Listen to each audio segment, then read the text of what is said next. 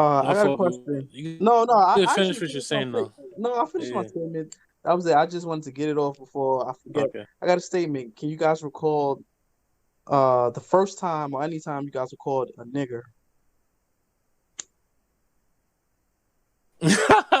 Oh wait.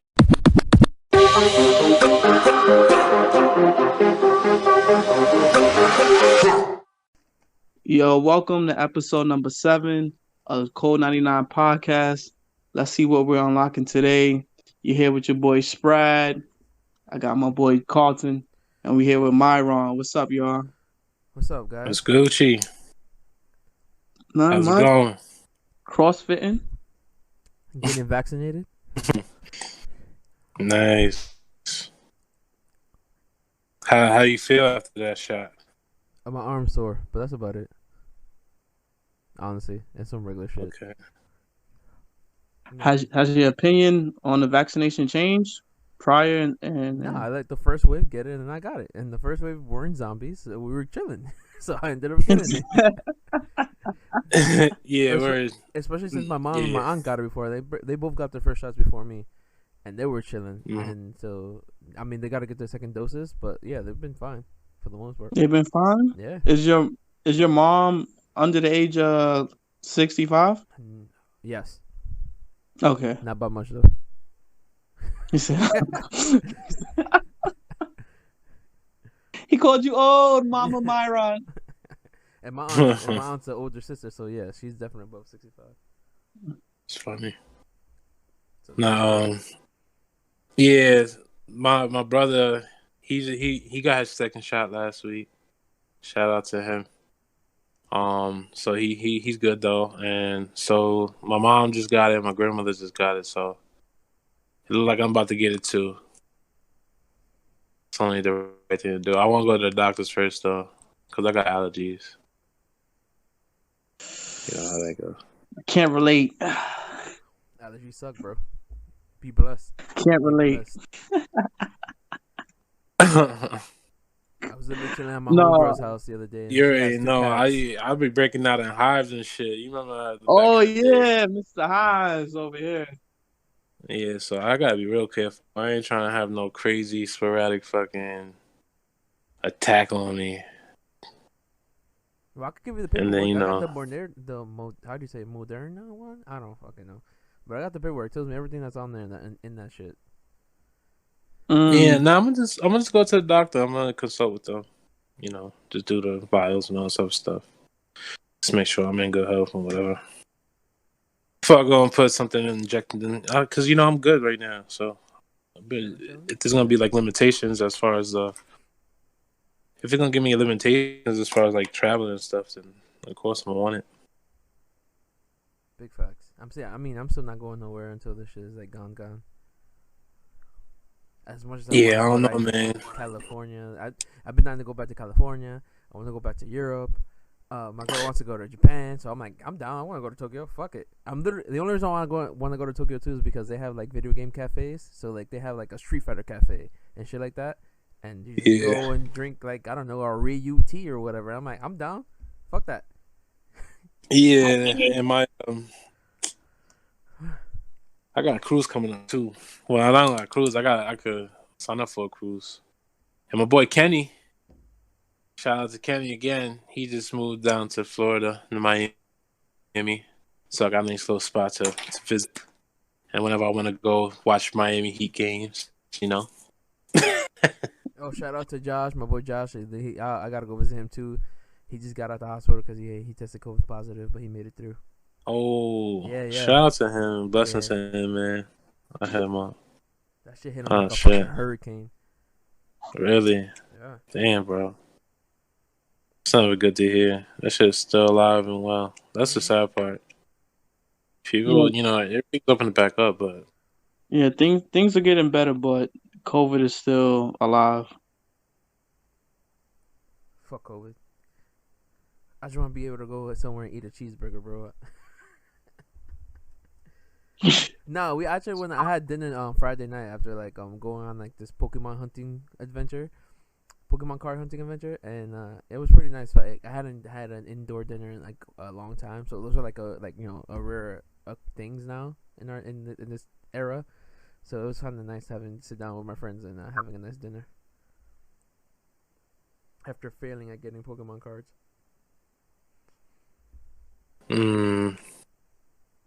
Hot commodity these days again.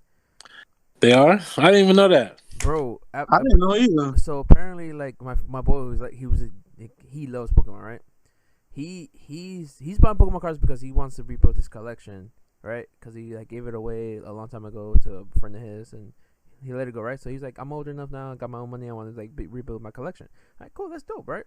But apparently, I don't know when. I think it was like last year, or like pre-pandemic, or just when the pandemic was hitting.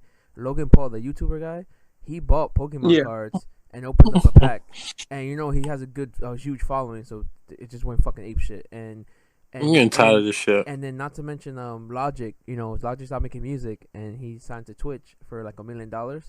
So Twitch paid him $1 million just to stream. And I think right after that, he paid like $1.2 million for like this Charizard Pokemon card.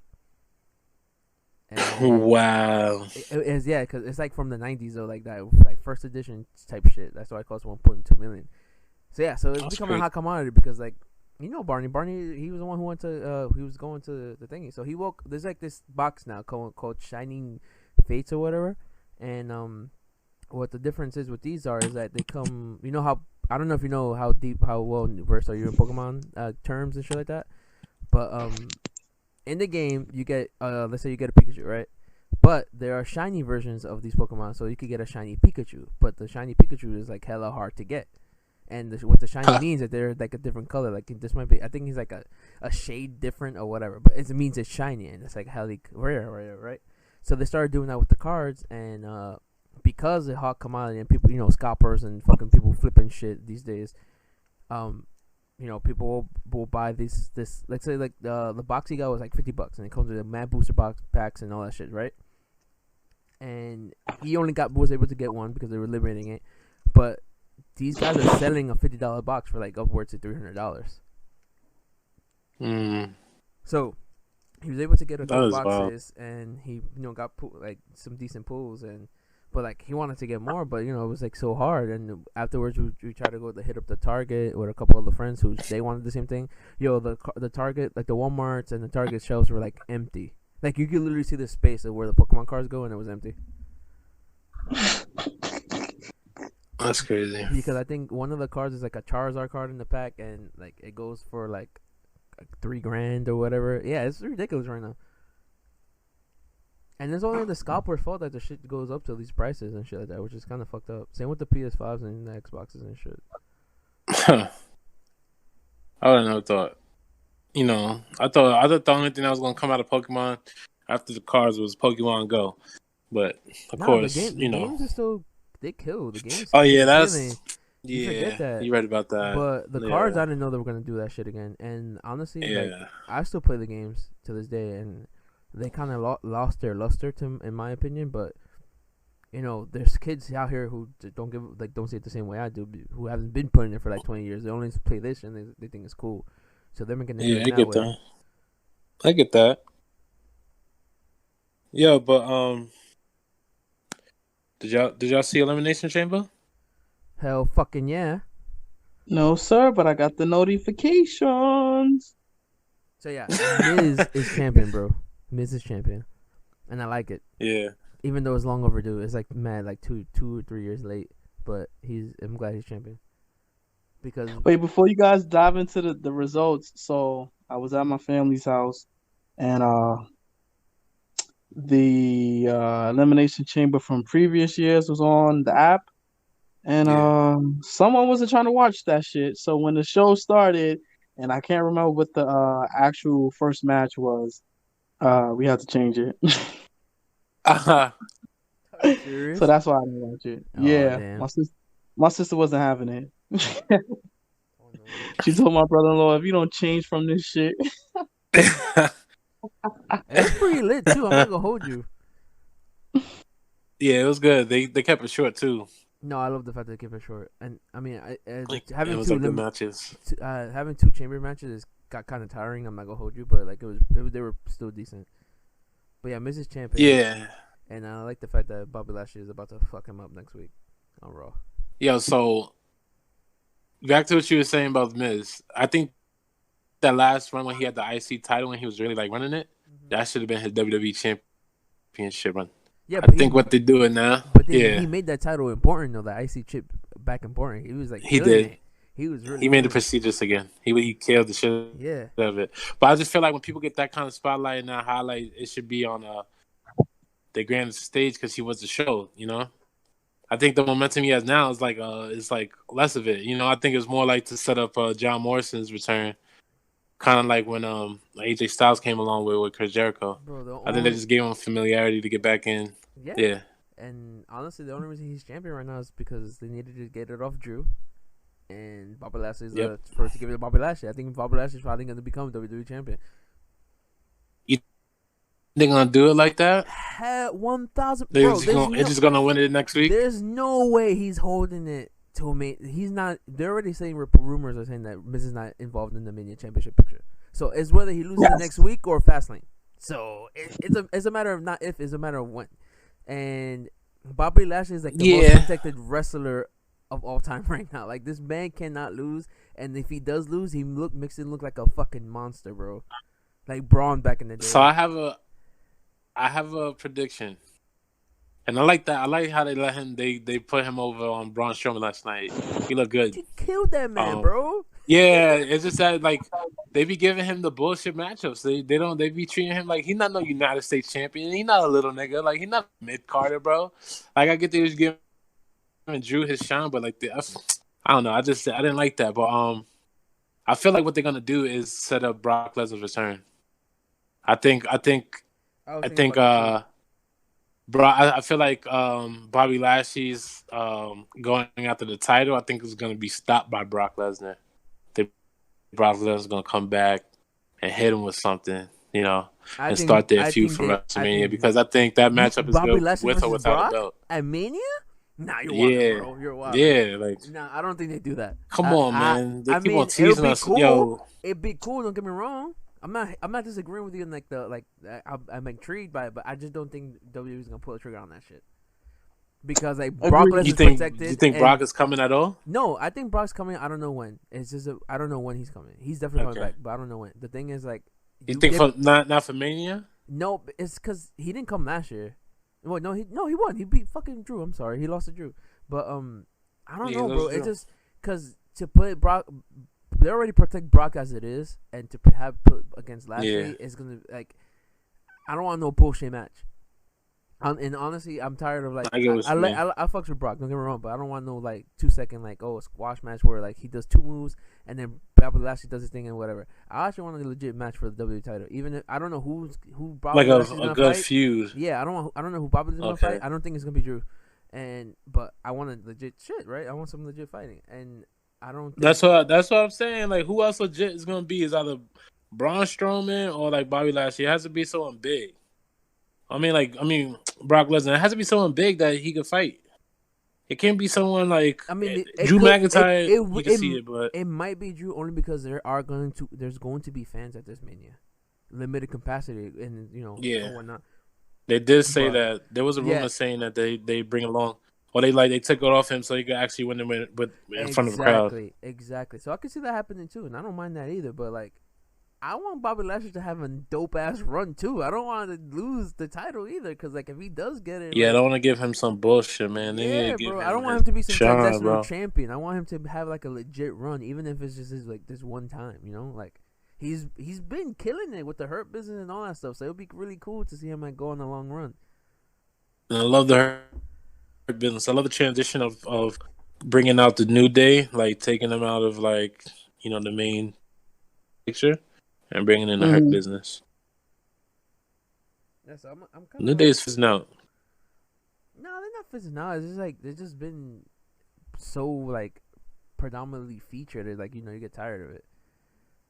Yeah, I fuck with them, but it's just like, okay, like we know what you can do. Like honestly, they're gonna go down as one of the top 3, arguably top 3 fucking tag teams of all time. The way they fucking push the shit out of them. So. Yo, I love this new Big E. This Big E run is dope.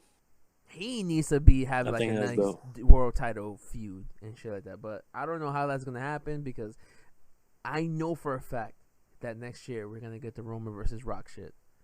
So I hope so, man. They need to stop fucking with us. Nah, I don't. I think it's gonna happen. Ooh. It's just a matter of when, bro. And how Rock's like, because he gets every time he's gone back recently since he's gone injured. He gets hurt. Yeah, he gets hurt all the time. Them damn fucking squats and bench presses. Yeah, stay in your field, Rocky. I love you, Dwayne Johnson. We all did. You was like on our superheroes growing up. This is not your field, your lane anymore. Stay in Hollywood. You don't have that stamina no more to keep up. Yeah, so it's. Lifting. And it's a matter of him too having time because he's doing like 50 movies a year and shit. So, oh man, you better make time. What happened? He's not a good performer anymore in my eyes. It's become stale, bro. Because now he be like, I think in one movie, I forgot what movie he did it, but like where it started in, but he just started playing himself. And then I was like, okay, you're not even being like funny or cheeky anymore. You're just being Rock.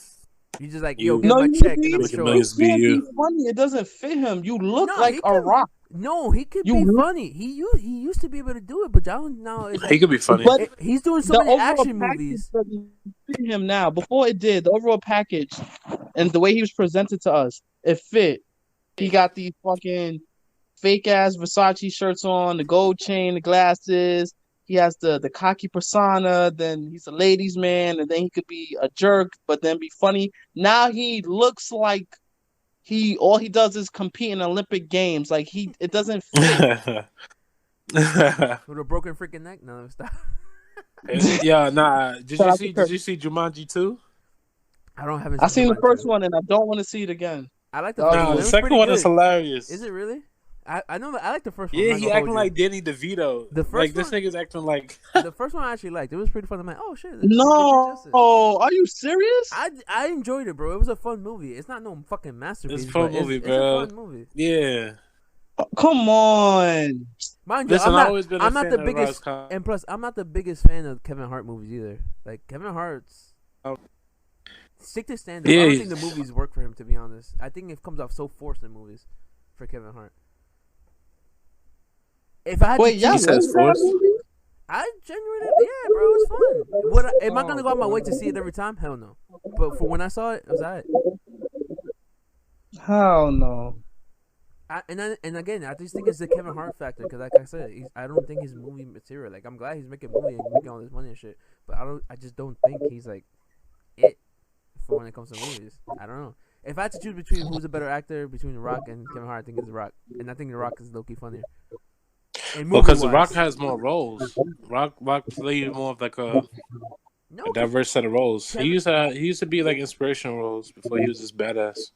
What do you mean? He was always badass. My favorite Rock movie is The Rundown, and he was literally the fucking bodyguard who was just badass. Yeah, I know, but I'm talking about what was that movie where he was like the coach of the football team, or like they was in jail and shit? Gridiron Gang, and, stuff like that. That's like when he first started and stuff like that. He was doing that kind of stuff, like, and then it just like he just jacked up and just started being like action packed stuff. I don't know. I do agree though that The Rock's getting stale in movies, but one person who's not is John Cena. John Cena is way funnier than The Rock. I'll tell you that much right now. John Cena I don't see a lot of his movies, but I see clips of him, bro, and I'm like, this nigga. He has a cameo, and I forgot what movie it is with Tina Fey and Amy Poehler. And he's playing the drug dealer. Bro, that shit is fucking hilarious. He's like, I got coke, heroin, dope. Like, bro, that shit was like fucking 50 drugs, funny, bro. And Blockers, he makes that fucking movie, bro. Bro, you have to watch Blockers. And I need to see it. Bro, he plays like the stupid dad and shit. Oh my god, that's just so fucking funny. He's funny, bro. I think he does it better than The Rock, to be honest. I hope he doesn't keep doing like the action roles. 'Cause I know people want to put him in action movies because he's like his big brolic ass dude. But like, if John Cena did more comedy, I think he'll make way more money, bro. Like I know he's in Suicide Squad and he's gonna be in the Fast movie, which might get pushed to like next year again. And unfortunately, but yeah, I like John Cena, bro. He comes off more genuine on screen now, like more than The Rock, and maybe it's because he's still starting out. Remember, but I don't know. Yeah, everybody got the ambition when they start up. But once he finds his stride, I think, like you said, The Rock, he just money now. He just be you, make more money. Bro, The Rock has so many endorsements. He has his own TV show about his own life on NBC, bro. Like, did y'all see that? Nah, I didn't see the episode yet. Is it good? I saw the first episode. I love it. Really? Yes, it is. I know man. I know. I only want to see it because I'm a wrestling head. We're all wrestling heads, so, that's why I love it. He has like his dad and all the ODs in there. Like he got fucking. He got all them niggas. He got Andre the Giant. He got the Wild Samoans, Junkyard Dog, Iron Sheik. He got a few of them, and it's cool, because kind of give me a little insight of what it used to be like. Yeah, and they was poor. Yeah, he talks about that all the time. Like, and they show you, I'm like, damn, like, as big of a star they are, niggas can hardly afford a place to live.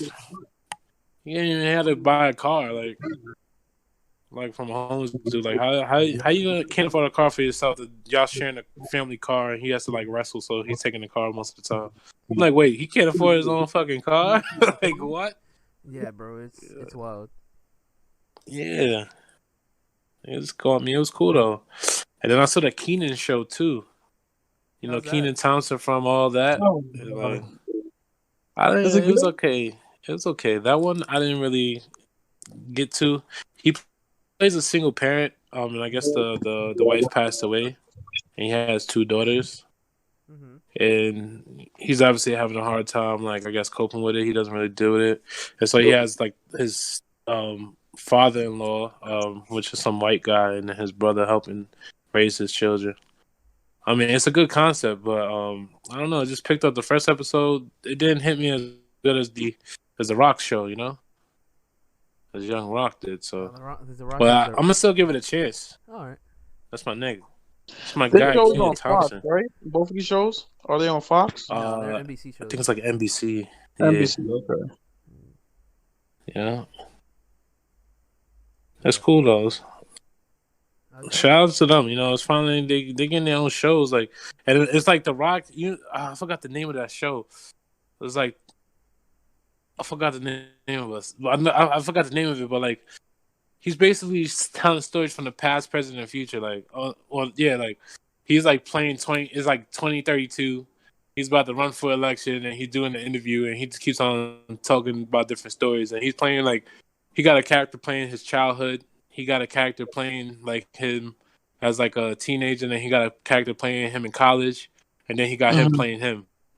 And it's just like, so we get to see him in the show. It's not like just like are we gonna get stories from when he was in like actually still wrestling? Cause that'd be dope. Like him working on his promos or some shit in the back, and they cast some Stone Cold Steve Austin. That'd be hilarious, bro. I think so. Cause they show him in college already. They show, right. And it doesn't seem like they're just showing different stories, but life lessons, So, man, they just tie it all in with the different, different time periods. It seems like a dope idea of a show. I'm not gonna hold you. But it is. No, it's good. You try it out. The first episode will get you hooked, just because it's like, then they brought up old wrestlers. You want to keep on, You're like, oh shit, I want to see what's next. No, I plan on checking it out. It's it's The Rock, and he's had an interesting story. Any other shows you watch, Brad? Lately, what have I been watching? No, I've just been watching like old episodes of like Family Feud. Family Feud. You a grandma? Oh. Yeah, I've been watching all episodes, Deal or No Deal. Oh my god, yo. I don't even watch TV like that no more. I'll just be gaming too much. Neither do I. The Bachelor, I've been watching that. The fuck have I been watching? It was a boxing event on this past weekend. I watched that. Nope. Nothing's coming to mind. Nope. Oh, okay. Gaming too much to watch TV, bro. Especially now that I got this PC.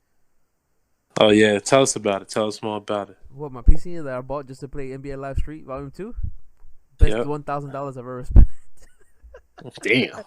Wow. It's always worth it when it's worth it. That's cheap, to be honest, compared to like the builds out there, bro. Okay. especially like now the GPUs are hella expensive, like because of the resale market and people like staying home, so they're building their own PCs. Yeah, I saw someone make a concept of WWE 2K22. I thought it was pretty cool. Bro, that shit look lit.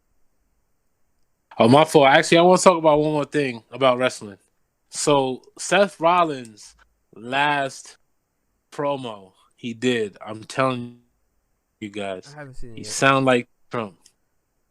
He sound like Trump. Just click on that link I sent you in the group chat. I'm telling you, he sounds like Trump. He goes about how people betrayed him and how everyone's losers and about division, all this shit. You'll see it. You'll be like, wow, I see where they're going. And it's Fox. Remember, Fox is on SmackDown, running the show. I really feel like they reaching a certain audience and they're using him as a satirical. That's funny because standard. Yeah, that's Fox, but that's owned by Disney now. The only thing they don't own is Fox Sports and Fox News, bro, because they have ABC and ESPN for that.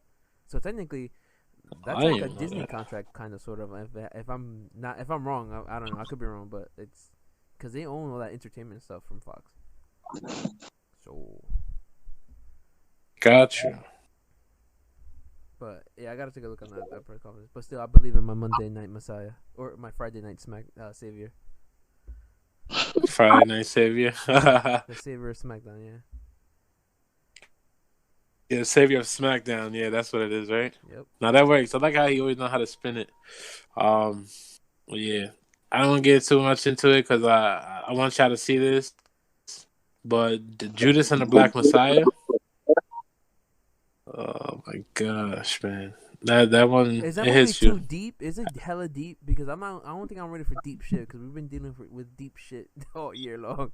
So it just shows you how what happened during those times, which was like 60s, 70s, is so relevant today. It's so relevant today. It's just how they treat you. How it's just once you see it, you be like, wow, And I think it was just like a movie of hope, just for people to keep on with this revolution that to be free. And it's crazy because Fred Hampton. So nothing I'm about to say is like a spoiler alert because again, it's a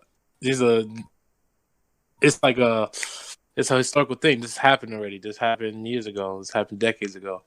But so basically, Fred Hampton was trying to unite not only Black people and the Black Panthers, but he was trying to unite like people who like true Southerners who carried a Confederate flag and white supremacists and he hit it on a point where it's like we fighting each other, you could hate us, but the real enemy is the capitalists, is the government. We're all oppressed. You're poor too. He's talking to white people who don't have anything. He's like, y'all poor too. We're poor too. We don't get the same opportunities you don't get. We're not the issue, and you're not the issue. The real issue is what's going on in the government, and it just goes on with that. And that's why they found him as a threat. And then even now, I think after this movie came out, there was evidence that, or before the movie came out, that there was evidence that he that they had there was NYPD was involved in murdering Fred Hampton and stuff like that. So. It's wild, it's a deep movie. It's a deep movie, but it's a powerful movie, Yeah, and then he talks about because you could kill the revolution, but you could kill the revolutionary, but you can't stop the revolution, just stuff like that. And it's just yeah, that makes sense. And it's so relevant to today, man. It's crazy. I haven't had a nice juicy Oscar nominated movie type thing or vibe in a long time, so I might just dip in and watch it. And they make you feel bad for a homeboy who was working with the feds because they were showing stuff from his perspective. They think Daniel Kaluuya, they think he's the star, but he's just playing Fred Hampton. Yeah. But the real star was Lakeith Stanfield. Yeah, so that's the guy that looks like Dave Chappelle, right? Playing O'Neal. He looks like Dave Chappelle. Bro, I swear to God, that's Dave Chappelle's son. Look him up. You stupid. It looks like Dave Chappelle. Since I saw him in Atlanta, I was like, yo, is that Dave Chappelle, bro? I kid you not. Nah. Yo. It just hit you, right? It just hit you. No, I don't see it. The dude got too much hair. I definitely don't see it. He got too much hair. How are you gonna be Dave Chappelle's son? He ain't bald. Nah. He was in Uncut Gems. No, he doesn't look like him. What's his name again? To each his own. Lakeith Stanfield. No, you're right. He was on Atlanta. No, he was in Atlanta. Yeah, he was. But nah, he was an actual star, and it was like going off of his mentality, like with his perspective during that thing. So it made you feel bad for him, but obviously, not a lot of people feel bad for him. And homeboy committed suicide after that shit. So it's like, wow. Damn. Yeah, they gave him a whole interview. I want to look up that interview because they were showing clips of the interview. And after the interview release, he committed suicide. It was, I was like, wow, it was deep. It is a deep movie. But, it's Black History Month. We're going to dig deep more into that movie, and we're not going to forget about Malcolm and Marie. We could dig deep into some of these movies, Yeah, we definitely going to do a recap on Malcolm and Marie. That's definitely on the way.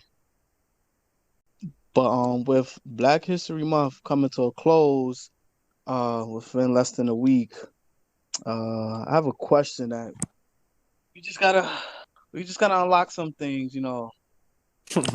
Why doesn't the Black community stick together, and why within our communities there's a divide between the Blacks and Latinos? It stems from. He hit me with it. I'll crack this one open real quick because I have stories about having like a racist great grandma. So it's just I think no, bro. Like seriously, like my aunts and uncles tell me all the time, like how my mom's the only light skin in the family, and the rest of my aunts and uncles are like dark skin. So she really didn't fuck with them. Like their grandma didn't fuck with them. Now listen to that. You know how we have grandparents that they love us and shit, and their grandma was like, I don't really fuck with y'all. Except my oldest uncle, the oldest, she fuck with him because I guess he assumed that he was the oldest. I guess I don't know, but yeah, apparently she like kind of like had a racist type vibe, and I think that's from my from what I've learned and what I ask about and shit like that, it's just. There's like a real like rough racist roots, even in at least for DR. I don't know about any like the rest of the Caribbean or the rest of the Latin Caribbean countries do things, or how they go about things. But I'm assuming they're kind of similar because like they're not too far apart from each other. But so there's like a lot of racist roots rooted back into like the culture, and it's not. It was not by choice in the sense of like they like in DR they had a dictator and he was like literally like killing off the Haitians and shit like that and all that shit. So like, wow. And he literally said words like, "Yo, I'm just trying like to lighten up the race. Like I'm trying to purify the race type shit." Oh my god. Yeah, bro. He was fucked up. He was being fucked up, bro. So I what time period was this? This has to be like maybe like. Maybe 40s or 50s. I could be wrong because I'm not too sure. Let me actually look it up. But okay, and yeah, that dictator was like he was wild. It was in the 1900s though. Yeah, I'm thinking like during their slavery. No, this is not 1800s, bro. This is like no, because he was one of the reasons why he was one of the reasons why you know how Puerto Rico is like part of the U.S. because they're what you call it? What's that word again? It's like colonized, basically. Yeah, like essentially colonized. Yeah, so the Americans were in DR too, and he was one of the reasons why. And along with the rest of the Dominicans, they were like, "Nah, fuck that shit." They literally have a phrase like, "Yo, Yankee, leave, get out of here," because they was not with the shits. They was literally not with the shits. If that didn't happen, DR would have been like Puerto Rico to this day. We're in limbo kind of. Where they don't know if they're they own their shit, but they get help and all that shit. Yeah, but America was in there deep, like giving money and like helping fix roads and all that shit, just like they do in Puerto Rico. But he wasn't with that shit. He helped him get rid of. But like I said, like it's just rooted deep in like whole because especially it's like I don't know if you know your history, but DR is like the first time when it came to the Americas, the Europeans and the Spanish came. They landed in DR, which is like the first island they landed in there. So that's where essentially like where the first colony started. And as you know about the slave trade, like they had their slaves and they were like, okay, so we're gonna bring our slaves here. We need people to help work, and they brought them to fucking DR. So like DR is really like hella mixed, and so like there's different shades of Dominicans and stuff like that, and it's only because the slaves came, and then you had the Europeans. Now forget to like they before they fucking like just killed all the Taino Indians, they were fucking like military sites. So like for a long time before like DR gained its independence, it's the same typical shit where like the Europeans were there, they're lighter skinned, and they had slaves. So it was like it's something rooted deep in that, and that's not hasn't gone away for a long time. Because even my mom, like they have, people joke around and sometimes they joke around whatever, but that's just something that they grew up with. Like, and it's fucking crazy to me. So like that, I don't know. Maybe, I don't know if that like affects the relationship to this now. To go back to Sprad's question, but I think it has a part in it because, I mean, even to this day, my grandma, she was the light skinned one, and she married my grandfather, and he was dark skinned. So and and her mom, which is their grandma, was the one saying like, "Yo, you a little wildin'." So I don't know. Like, I think it's just of like how you accept things and like the whole of honestly, like I didn't like hearing a story like that, and then me growing up, I did not know like how much like the things presented to you at such a young age matter. Because when I'm young, I'm over here like, yo, I just want to watch fucking Power Rangers and play Yu-Gi-Oh. But like now that I'm older, I witnessed like, oh shit, like it matters to what you say, because I got blessed to like get well educated enough to, even though my mom has and my uncles have that like like not fortitude, but they learned those things, and obviously they have to grow up and like accept the certain other things that they weren't like at their time growing up they didn't accept. I was blessed to have like to be educated enough to not be so ignorant, But that's my TED talk. No, it was interesting. That is an interesting take. Yeah, I never like. You never. No, I'm saying never. Because, no, I'm saying because at the end of the day, like, I make fun of my mom all this time because she like says no to it, and I was like, yo, as a matter of fact, this happened not too long ago, like a couple of days ago.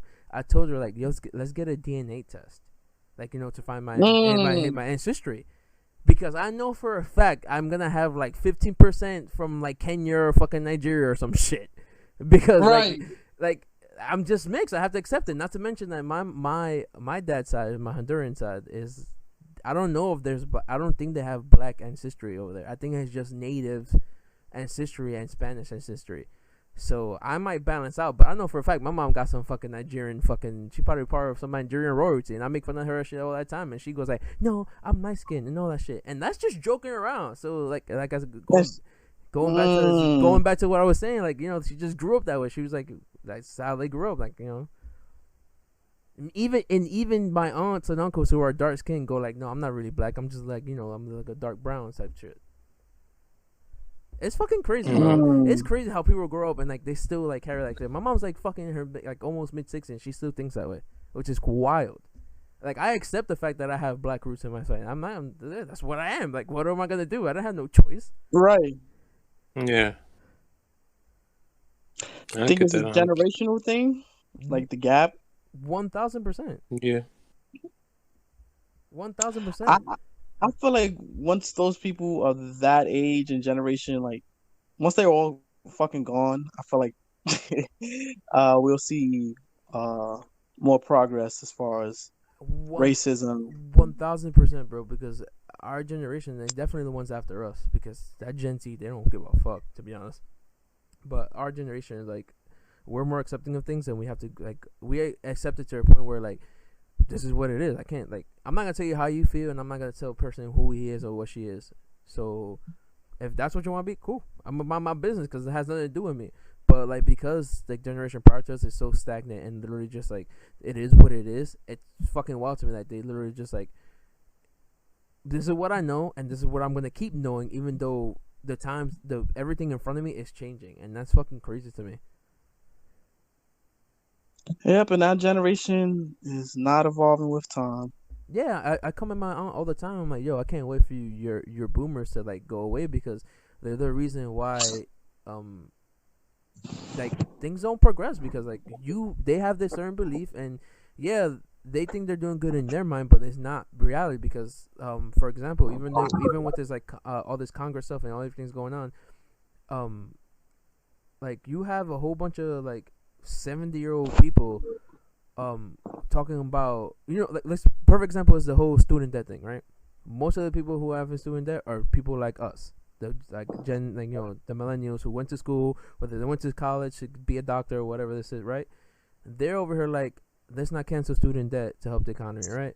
And I'm over here like, I mean, that's cool, fine. You want to make your money, whatever. But like, the fact that some 70-year-old people who probably already paid school or making millions of dollars and shit like that, and they don't want, and because they're so focused on like this certain ideologies, like they don't see the fact that we the millennials are the ones that are keeping the country afloat. Like their generation is slowly fading away or retiring and doing all these things, and we're the ones trying to keep it going. It's our turn to keep it afloat and do these things, and they're not literally helping us one fucking bit. No, and when things that is never going to change until, like you said, they all retired. I don't even think this generation. I wouldn't even say all millennials, because I know some millennials who have that same ignorant mindset because it trickles down. They'll always be there, but I think it's really it is. But I think it's really gonna be Generation Z or whatever one comes after us. That generation that is born in the next millennial, like like in 2000, whatever. They gonna like a lot of them.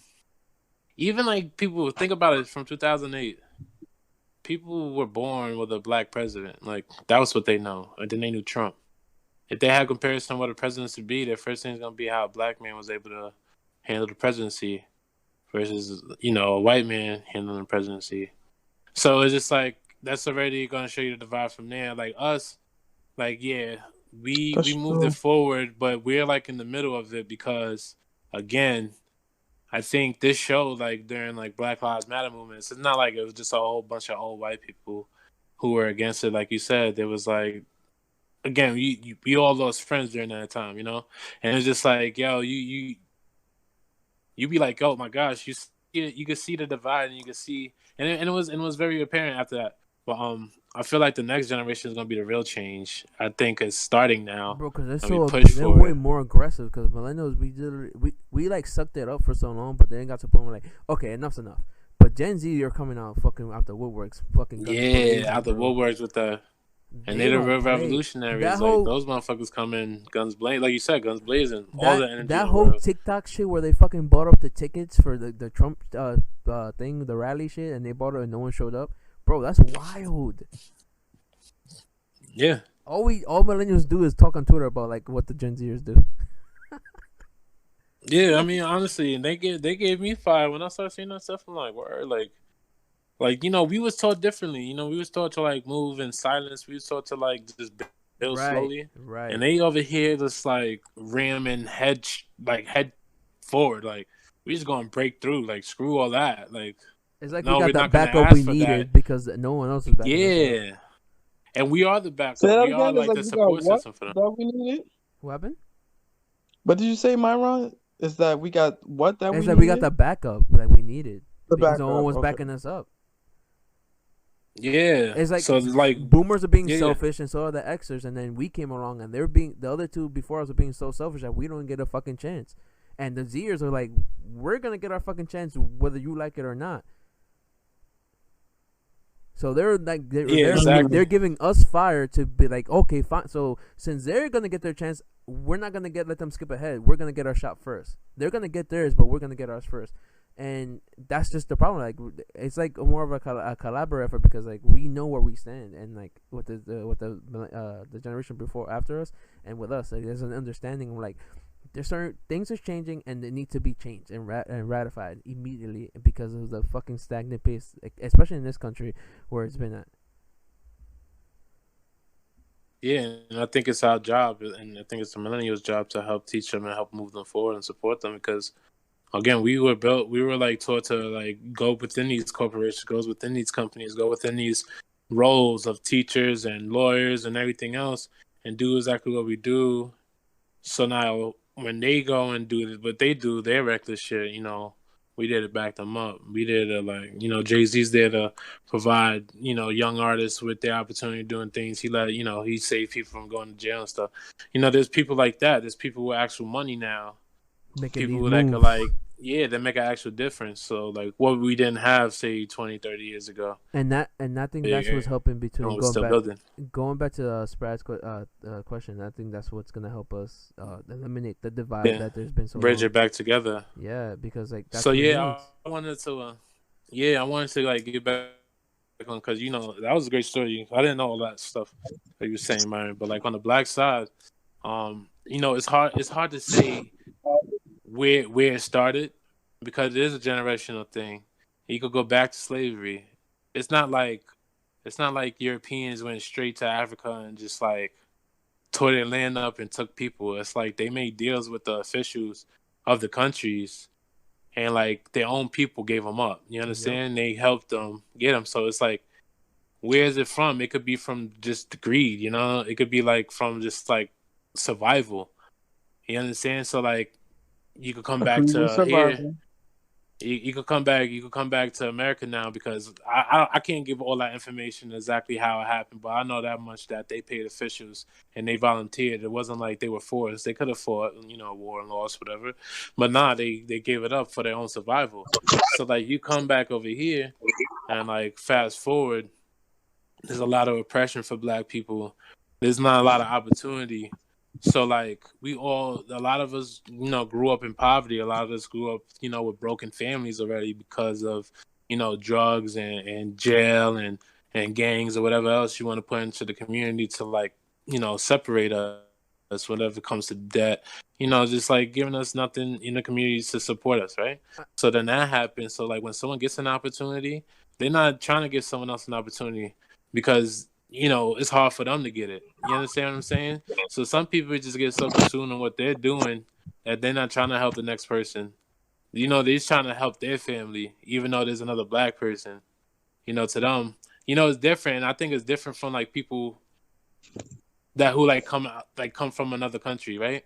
So like, if you come from another country and you see someone from your country, there's more of a bond because y'all know each other. But like, born in America, like, and being everyone from Africa, it's two different things. Born from America and being from America are two different things. Yep. Like, even Africans will stick together, but Americans, Black Americans, like, again, you were born here, so like, everyone around you is your competition. You understand? Mm-hmm. It's not like, oh, you go into the next person and be like, oh, this familiarity because you have a family that you grew and born with. Like, they talk about Black on Black crime, but they don't talk about white on white crime. Before you get into it, let me ask you something, because it may be going where you're headed. Did the American culture and American lifestyle, did it have a negative effect on Black people? Because like you said, Africans, they come over here, they stick with Africans, and I'm pretty sure you both have seen it where it's just like, Africans don't identify themselves with Black Americans because we're seen as privileged. Yeah, 100%. Bro, it's that is. So you would blame it on American culture. No, it is American culture, bro. 1,000%, bro. Because even back in the day, like, one of the reasons why there's a divide is because, like, okay, so we're just gonna, like, even like, when all the segregation was happening, like, there was no such thing as a Latino, so they were literally just group everyone who's not light skinned together. Yo, so then people will let me tell you something. Go ahead. Growing up in New York City, all I knew was there was, African Americans, there was Africans, and there was Puerto Ricans. You understand? There was when I went to Florida and I came back in like 2003.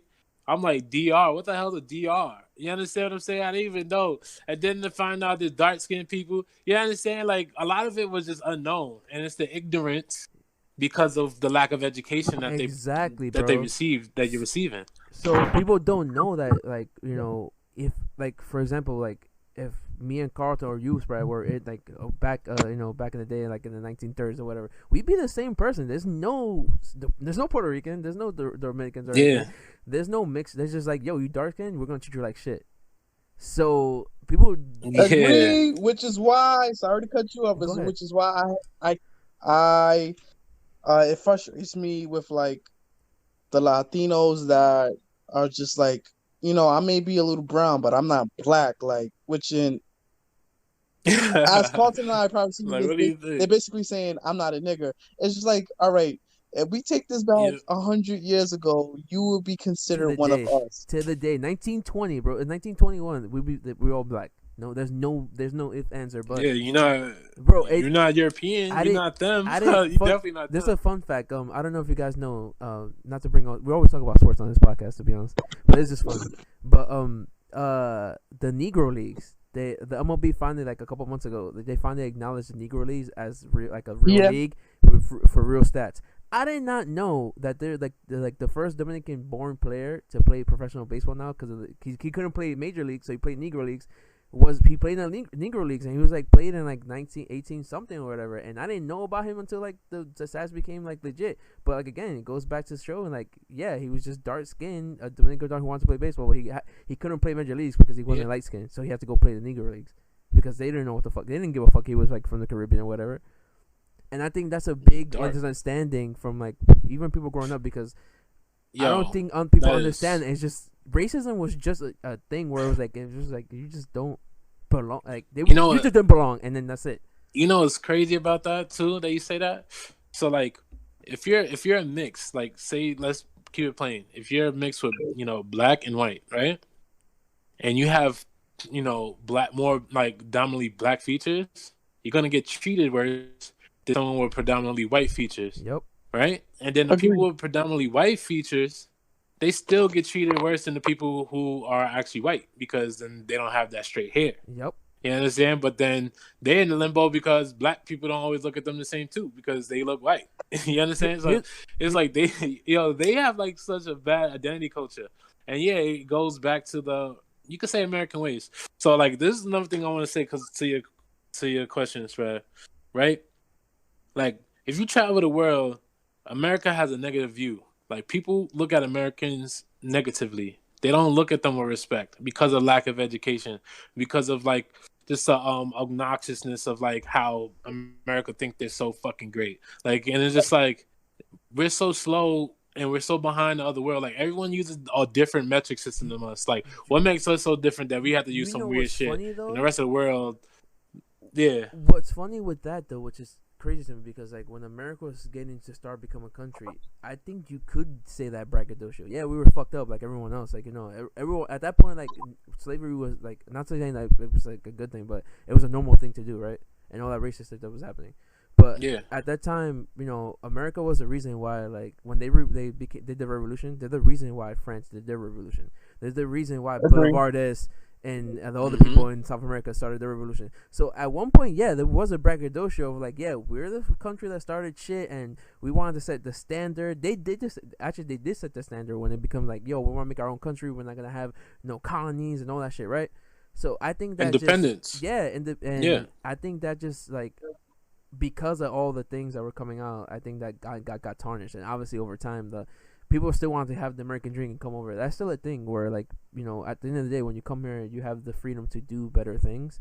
But I just think there's so much dark. There's a lot more strict laws. Yeah, I think there's just the dark past, like from America, that's just coming to light and more, and the ship that keeps continuing. That shit that keeps continuing. That shit that's still rooted from all the way back then till now. Exactly. It's fucking wild. Like the government and all the laws was built for that group of people to continue to gain wealth and success, and to oppress the others. You understand? Like it was never really bad. And that's the thing. And that's when you really dissect it, you'll see it. Here's a question. Now that I started thinking about it, as we were talking, the divide. Do you think the divide was created because America started that divide on purpose, or like subliminally without even doing it? Because at a certain point you have to imagine, if you're a black man in America and in segregation, like you're just all about yours, so you don't care about the next person, right, whether black or not, right? So I'm assuming at one point, yeah, the blacks started getting together because they wanted to get rid of segregation, but it wasn't more of it was more of like, yeah, I'm black, but you're Latino, so like I like kind of looking less on you at you at a certain extent, because like I've been so like put under control and restricted for so long. Like, why did the next person get a chance to be with me? I'm just putting that. Maybe I don't know. Maybe that could have been. No, I think it does. It's like, it's sad to say, because nothing is outright direct anymore. Everything is through strategy. So you won't see it, but everything is set through statistic and numbers. You understand? So like, yeah, 100%. You ain't gonna see it nowhere where you're gonna be like, oh, here's a file report. I'm saying this and that and the third. But yeah, say opportunities given at during what times, like what more people. You understand what I'm saying? Like things change during different times, and you'll see like what groups and communities it affected. You understand? So it's a weird thing, and yet it's called segregation, and that's what started it. You understand? Separating the people, segregation, making them within that segregation, bro. Exactly. I'm pretty sure there were a bunch of privileged black people at the time that got away with stuff that didn't get away with, and other blacks didn't. You know where it started from? It's called a house nigga. That's what it started from. Let me put my 2 cents in before you go there, Carlton. You need to put 10 cents in, bro. You asking all questions not like your part. He just in the corner jotting down notes. Carlton, yes. Nah, you know what I think it is? I think it's like, it's just lack of trust. It's trauma, and I think it's just like this. Let me see, like I'm not gonna say traceable, just this scar on us that's just not visible, but it's just there on every black person, passed down generation to generation. And I say that because there were like many inventions black people created and the white person got credited for, or buildings and whatnot that we've built and housed, or like funded, and then just like now we're like kicked out of it, and a white person is in control of it, or residing, or profiting off of our shit. So I think it's just like we carry that. It's been carried out through generation, through families, to where it's just like we're just wired, and like I'm not gonna say, I guess you can say genetically built that way. It's just like we just don't have trust, and we just all about self. Not saying that we don't care for like our immediate family or our circles. Is just like I don't care about really lending a hand, because every time I lended a hand or try to make something to you got bit. Progress, you got bit. It's like, give me your own people, your own family. You be like, yo, I even try to help you, and shit. And it's just, again, it goes from generational, like just the shit that happens through generations, like what they had to go through and their trauma, like you said, and how it all connects. It's just like, how are you supposed to trust someone you see them doing bad? Like, how are you supposed to give somebody an opportunity when you know they're gonna make you look bad? It's gonna ruin your opportunity. You understand? Like, it's like, yo, but you trying to get an opportunity so you can help other people too. But in a way, you gotta ignore people. It's weird. But one thing I would say, my bad, I didn't mean to cut you off, my fault, bro. But you're saying some good stuff. Like, one thing I say is, like, you see a lot of people do their thing, like they leave their city or they leave wherever they go from, like make it big, and then come back and produce something for their city in a way. It's like, if you stay where you are, you can't really help as much as if you leave. And people see that as betrayal. You understand? People look at that as betrayal, like you're not helping your community, you're not helping this, not helping that. It's just like, yo, listen, you're a product of the fucking, it's so expensive to even live here and stuff like that. We can't even fucking get our own shit together. So like, I'm 1000% know a whole bunch of people who like left the city and like are doing better for themselves. I don't know if they give me back or whatever, but I know life is better for them that way, so they might be able to give back. I know I would definitely give back if I had the opportunity to, especially for my community. Yeah. And it's about what you want to sacrifice along the way too. I got a question. No, I finish actually what you're saying though. No, I finished my statement. That was it. I just wanted to get it off before I forget. Okay. I got a statement. Can you guys recall the first time or any time you guys were called a nigger? Oh wait, let me ask this one. It's funny. It was actually funny. It was on. I mean, this is not the first time, but this was like it was just like it was the first thing I thought of. Yeah, I was playing Call of Duty. It's when like PS3, Modern Warfare 2 was out. That's when like gaming online was first. Yeah, everyone trash talking. Yeah, everyone trash talking. Everyone, I'm in college. I remember I was in FAMU playing this shit. Talking shit, and then like I was with my people, and then like some guy on the thing goes, "Are you a nigger?" I was like, "Yo, no fucking way! This motherfucker just asked me if I'm a nigga." Like, I'm like, what kind of audacity? And then you hear his people, his friends, because they was in or whatever, they like, "Hey bro, that wasn't me. Don't be, I didn't say that. That wasn't me. That was him. Blah blah. Like, I don't think it's right." He said, what I'm saying? Like, nah. I was like, yo, I told homegirls, I'm like, yo, this nigga just said if I was a nigga. I had to go on the fucking mic and curse him out too. He like, you racist white motherfucker. Oh, that shit was wild, man. It was more of a shock, It was definitely more of a shock. Like, trust me, bro. But then on another one. No, my bad. Yo, and then another one, I was playing ball. I was up in Loretta Park, right? Oh, God. Nah, but it wasn't crazy. So, like, again, we all say it. It's like a word we use, like, on, like, we don't second guess you. Like, nigga, what's up? Nigga, whatever, So, like, I remember dude called a foul on me. A white boy called a foul on me. And I was like, nigga, I did not touch you, some shit like that, right? And he just looked at me and was like, "I'm not black." And I was just like, what? I was like, respect. Yo, it's just so shocked. Like, the thing is this. I know the difference when someone's like trying to be super disrespectful. And like, I don't let it get to me, all the time, because like, again, I don't let certain things get to me unless you really want to fight. I'm not gonna fight these people out here.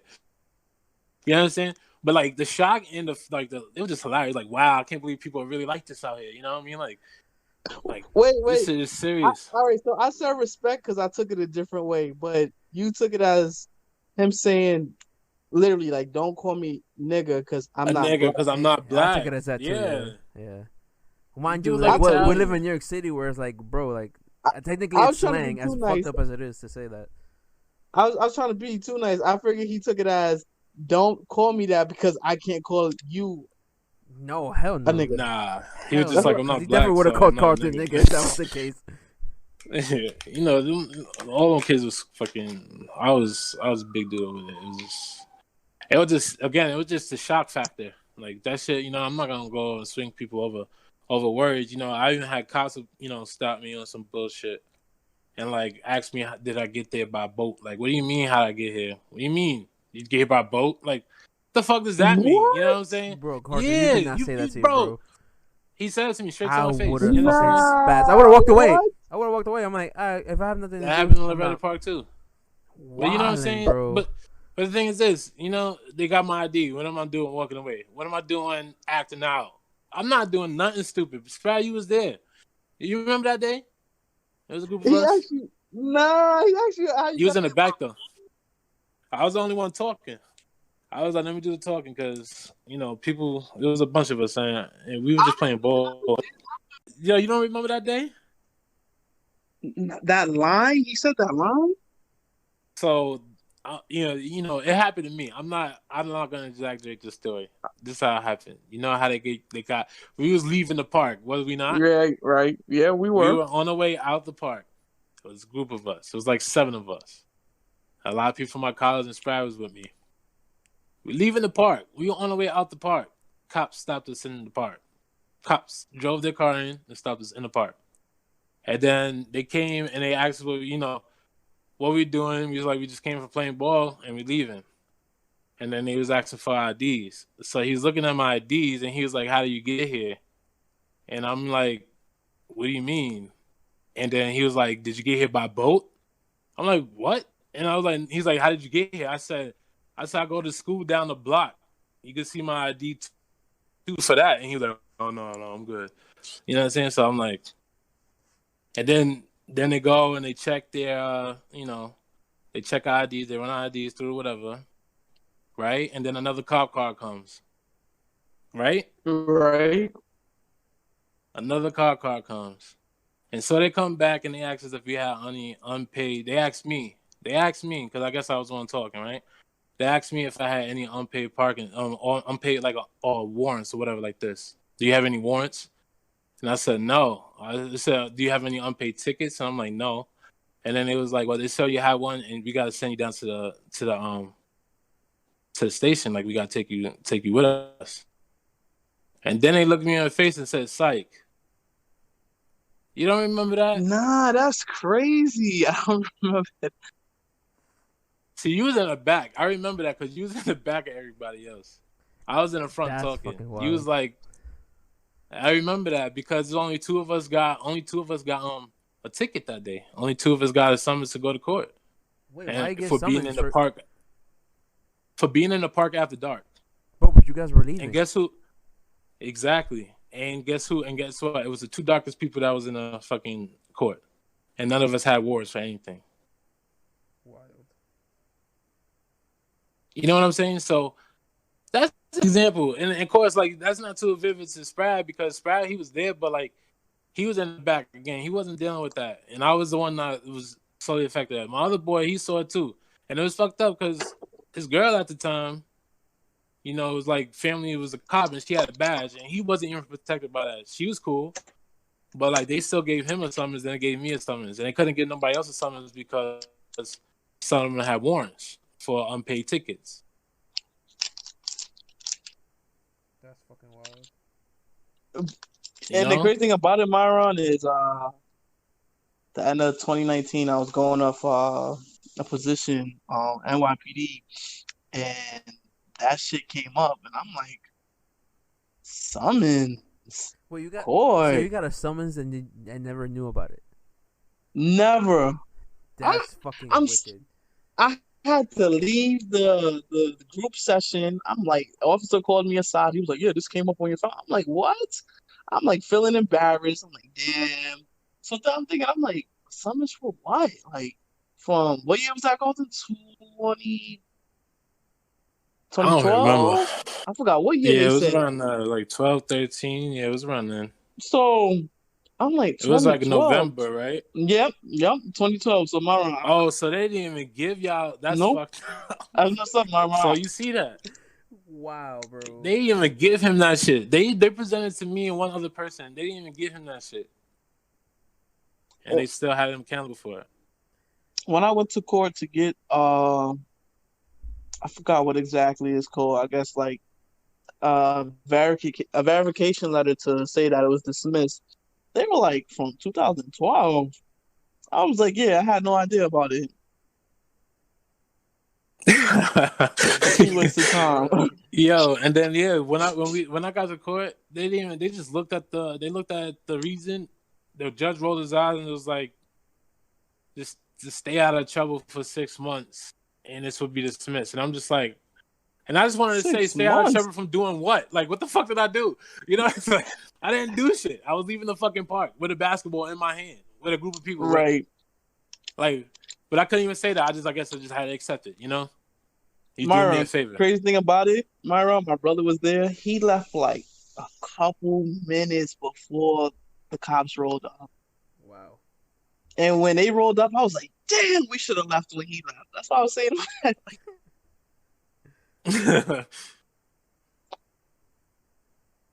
Oh yeah, and just for everyone to know, that happened at Loretta Park, where during 2020 Black Lives Matter movement, they had a Blue Lives Matter movement in that same very park. Bro, how ignorant you gotta be to have like say Blue Lives Matter when like like Black Lives Matter means everyone matters. Like how ignorant you gotta be. Yep. And it's an Italian and Albanian neighborhood In the Bronx, that is predominantly Latino and you Black. talk about and you talk about segregation. If you go down that what is it? Morris Park Ave. Morris Park Avenue. Yeah. And once you hit what is it? Not Williamsbridge. Where is Williamsbridge? that cross section? Yeah. No, it's a cross section near that Rite Aid, right at the hill. It's like if you go, you know what I'm talking about. That's Morris Park in Bronxdale, way before you get to the park. Yeah, Bronxdale. So before you get to the park, but I'm saying the different sides. If you go to Bronxdale and you look to your left, you're going to see the Italian Albanian side. If you look to your right, you're going to see the Black and Hispanic side. Like, it's really like that. And it's really that cutoff from the hill that brings you down. To see, and like, up. In the borough, like I said, the Bronx, like, it's really predominantly Black and Latino. To see, like, that, like, I completely forget, like, that's literally predominantly Italian neighborhood. You guys talk about Morris Park, I'm like, oh, shit, yeah. Like, there's people out there, but it's like... Yeah, they haven't... Yeah, they even have the Italian flag painted on the street. In the street, yeah, because it's an Italian neighborhood. That place is more Italian than Arthur Ave. And Arthur Ave is the Italian neighborhood in the fucking Bronx with all the Italian shit in it. Shit is crazy. Be right next to you. You never know. That's true. I got another question for you guys. As a kid in school, do you guys like have any stories or memories of like just being labeled? Like we could dig into more of what you said, Carlton. It was just like when you was in Florida, all you knew was Black, Puerto Rican, and white. And then you said as you got a little older and you moved to New York, you was just like, oh, there's such thing as Dominican, and then such and such. Because like I'll answer like I remember like being in like middle school and you see the kids in the ESL class or like the bilingual class, and obviously they can't communicate with the rest of the students and classes. And I remember like a bunch of Black students bothering, and I'm gonna assume they were Mexican, but bothering the Mexican crew or the bilingual crew, making fun of them because they can't speak English, and they don't know what the fuck we're saying, and you can take advantage of them. And as a kid, it's funny, but when you get older, it's really not. It's like real, but when you tend to do ignorant shit like that.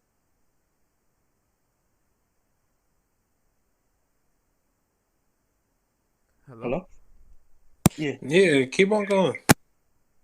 And I don't know if I'm trying to think for myself. Well, clearly I was Black. Ain't nobody Latino with this last name. And then like I don't know if you got like I didn't experience it as I got older. People view you a certain way until they realize. Like for me, like I'm like in between. I'm like not too dark, not too light. So I've been treated a certain kind of way by like a particular group until they figure like, oh, well, you're Black, so let me not be as friendly towards you, or because I thought you was Latino. I wasn't cool with you at first because I thought you was Latino, but now I figure out you're Black, you're one of us. Now, now we're cool. You guys got any like stories of that? Honestly, nah, I don't. I honestly like I was like always like avoiding like unnecessary shit even as a kid. I was more antisocial when I was younger, so I was like, this doesn't have to do with me. I'm out. Like so I never really got into like an experience like Carlton or yours or treated differently or whatever. I mean, I do sympathize with when how you say like since you're not like too dark or not too light, like you were like treated different until they found out what you are. So I understand that 100%. But I would never got into like a situation like that. I mean, it's more of like just because we live in the area we live in. I guess I know I've seen like see stuff where like have guns and stuff, but like I said, I try to stay away from my stuff and just be educated and stuff to do do what I'm supposed to do at the right time. You already know I experienced a lot of that shit. I remember somebody came up to me speaking Spanish, thought I was Dominican when I was younger. Then when I told them I don't speak Spanish, they looked at me with disgust, like, my bad. Like, I'm black. Don't worry about it. I'll take the bullet for you. I talk Spanish. And I'll be like saying, I don't speak Spanish. I'm out. I'm not trying to help out no abuelitas out here. Fuck that. Yeah, I remember a girl told me that, like, she can hang out with black people, but she can't date them because her parents don't like them. I'm like, oh, cool. I'm like, okay, Yo, the weirdest crazy shit was? I remember one of my boys' birthdays. Chick was getting gangbang. I mean, she wanted it. She was very volunteer, but it was a Spanish crowd, right? I didn't want to be a part of it, but my boy was trying to get me a part of it. But she don't really fuck with black guys. I'm like, I ain't like this bitch is getting fucked by at least 10 niggas, sucking at least 10 dicks. To go and tell me because I'm black. Oh my god. Yeah, bro, what is it? Okay. What is it? Yeah, wow, that's not funny, but wow, that's hilarious. It is, bro. but no, it's comical because it's like you think I want to stick my dick in you, and I don't know none of these niggas. I'm good. You know what I'm saying? So like, it's there. It's been there. I've seen it. Again, I laughed. Is that your FAMU like Dave Chappelle do. Nah, that was after FAMU. FAMU is a black college, bro. FAMU is it's a HBCU. So I was surrounded by black. Everything was black. The white guy, I was cool with the white guy in the black school though, because I ain't like everybody being black. I'm like, I like the different crowd. Oh. So I always had diverse friends. I never, but again, I traveled, So like I people.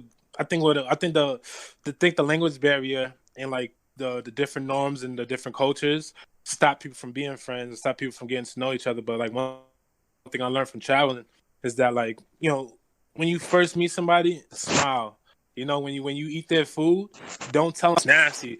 Certain things like that, proper etiquette as far as you meeting and respecting someone else's culture, like help me like get to know more people and get to understand more people, because you get to see like some of it is is stereotypes, but a lot of it is just like cultural norms that people don't understand. Like how they blame Asians, or not blame Asians, but they talk shit about Asians being smart and make all these jokes about them. But it's just like, yo, do you know the education system? Like, do they have a fucking day off from learning? That's what they do. You understand? Like, people all have their different cultures. People all have their different living, different ways of being grown up. You can't even blame a person for being racist if they were born and like when they saw their parents calling their slave a nigger. Like, that's what they know. That's what they grow up to do. It's like, if you're willing to understand and willing to learn someone else, that's the real value into like, expanding, But again, this new generation is on that.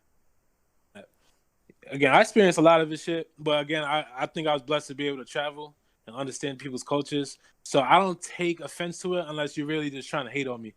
And you already know I'll swing at you. No, it's not, but yeah, and like, but even so, shoplifters, when I used to work, you get caught, you fucking nigger, you uneducated nigger. Well, I'm like, okay, first of all, you the one trying to steal because you don't got a damn place to live. And I got a degree, but I don't have to tell you this. You understand what I'm saying? Don't like, forget the vice versa. It's your don't forget the vice versa. When they're black, it's like you being racist. Yeah. Like, oh, you doing this? Like, nah, bro. Like, I'm going to keep it 100 black. with you. Why am I being racist? You over here, I saw you. Yeah. And like, nah, nigga, it's my job, bro. You understand what I'm saying? Like, but I understand you trying to eat. I understand you trying to do this. But you understand I'm trying to eat too. And you fucking up my money. You understand? Like, if you talk to somebody like that, then they understand better. And I feel bad for some of the people who came in and shoplifted, because some of your team members treat them like shit and just like, you don't understand that. Like, how can I go to a person and just look at them and say what's up and blah, blah, and ask them to leave, and they be respectful, versus you seeing them, you judging them, and you treating them, you ready to fight them the minute you see them. Of course they're going to be ready to fight you because they feel judged already. You understand? So, like, it's like little things like that. It's a lot of that shit. But again, This new generation, I think, is learned it, and I think a lot of people who have that white privilege or use that shit like they call what is this the Karens to the world and all that stuff. They just use it against to their advantage is rude, and that shit gonna end. But it's still out there, and I think the next generation we're gonna see the real change. But we still do our things. We learning, like creating our own businesses, financial literacy, and building our own stuff so we could teach that and help teach that next generation as well. So there'd be more freedom in the future. You know what I'm saying? That's my TED Talk. So. Yeah, a couple of those on this episode. Word. I think that was a good code. Did we crack that? With that being said, we cracked the code on this episode, guys. Thank you for tuning in to the Code 99 podcast. It's your boy Sprad signing out. Your boy Myron. It's your boy Carl G. Peace.